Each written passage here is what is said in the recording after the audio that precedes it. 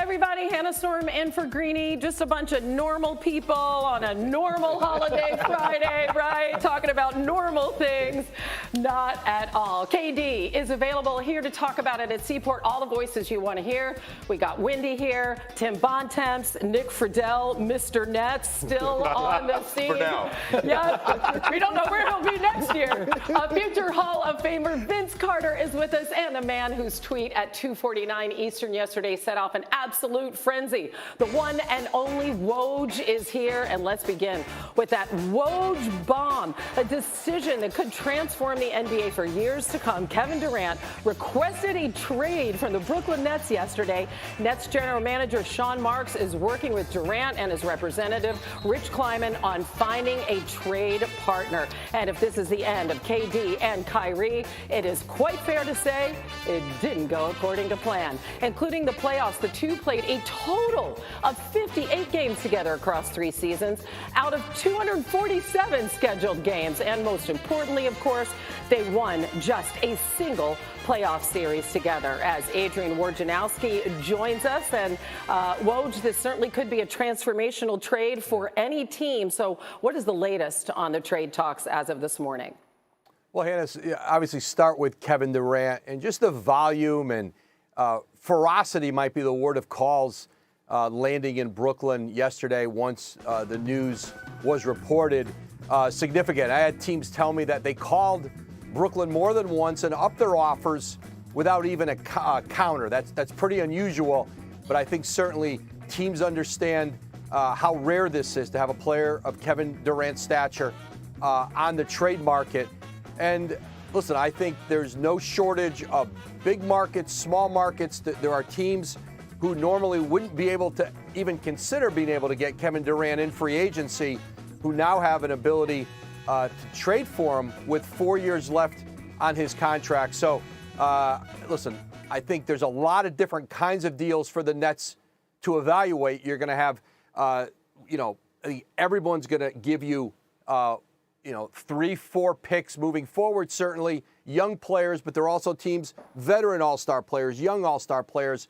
So this is such a unique situation. I think it's going to take a few days at least to flesh out as teams, jockey to try to see, not just in one-on-one talks with Brooklyn, but in multi-team deals where a team may not have the particular player that fits for Brooklyn, but they could go get it in a 3 or 4 team trade.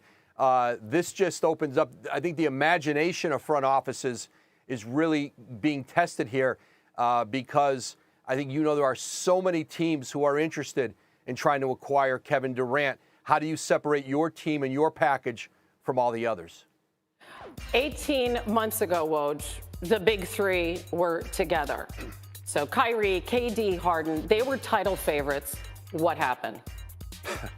That's a long answer, Hannah. And obviously, I think what happened here in the last few months, the combination of the acrimonious talks with Kyrie Irving and the Nets about his future, their unwillingness to commit long-term to him, his inability to find a long-term deal and a sign and trade in the marketplace, and the Warriors winning a championship, it played a factor in this. I think it exasperated Kevin Durant's frustration.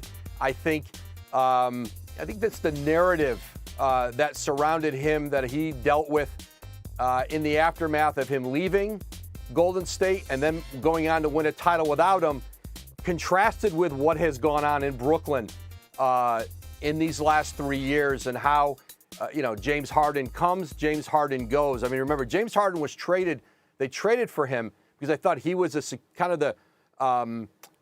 he gave them an ability to be able to keep Kevin Durant long-term because they didn't know that they could count on Kyrie Irving, and he came and left in the interim. And in the end, I think for Kevin Durant, essentially I'm told, I think what he described to ownership yesterday when he asked for the trade was that he needed a change of scenery. And so he's headed for that. I think certainly Kevin Durant, Kyrie Irving have both very likely, almost assuredly, played their last games in Brooklyn. Yeah, ironically, that 4-year extension actually kicks in today for Kevin Durant. Woj, thank you so much for all your great reporting. We'll talk to you in a bit.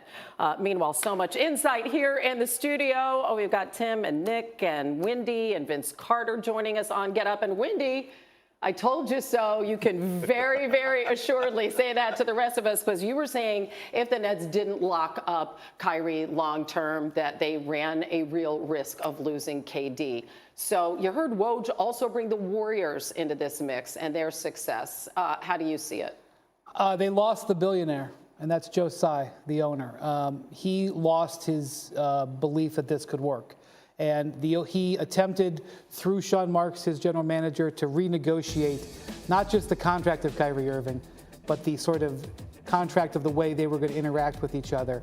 And I think the last straw, to me, was when Kyrie said, "See you in the fall."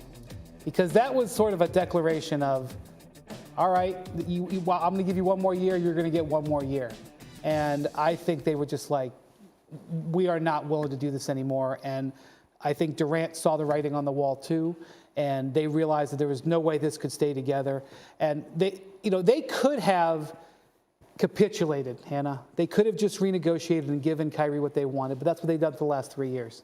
And I think Joe Tsai, with Sean Marks' support, put their foot down. They knew it could come to this.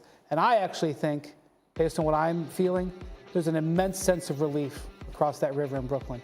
Even though they are breaking apart potentially what we thought would be a title team, I think, and this is happy, there's going to be a sense of euphoria, at least short term, that is gone. Okay, that would be the opposite end of the spectrum from what we heard of you. You said that you have never seen a team this miserable.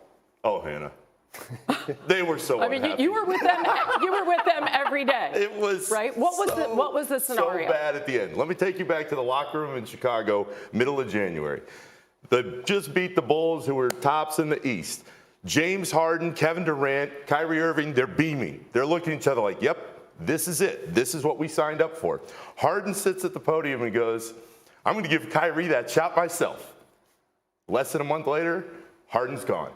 And a few days after this game in Chicago, and this is key, Kevin got hurt. He injured his knee. That changed the dynamic moving forward into the trade deadline. But Hannah, Harden realized that Kyrie wasn't going to change his stance.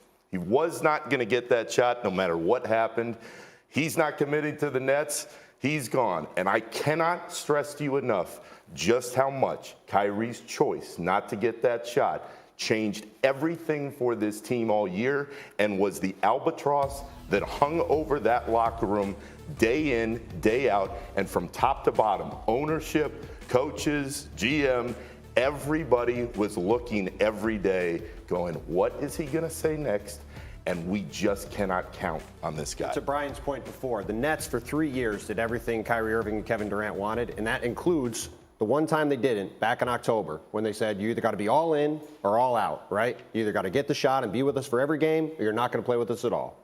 Then that was the beginning of the acrimony with Kyrie Irving. Then 2 months later, when Kevin Durant wanted Kyrie back around, all of a sudden, Kyrie's back, and then that's the beginning, as you said, of James Harden's departure, right?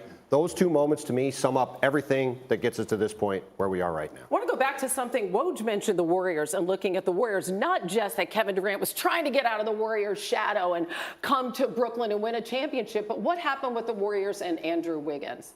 Well, I think Nick was with the Warriors. In contrast to what Kyrie did, Nick right? was with the Warriors at the beginning of last season. Mm-hmm. And when Wiggins got the shot, it changed their team chemistry in a positive way. Kyrie didn't get the shot. And I know that fans may be screaming right now, but there's not a mandate next year. That's not going to be an issue. The shot was just the biggest indicator of what was underlying there, which was a lack of trust and a lack of working together.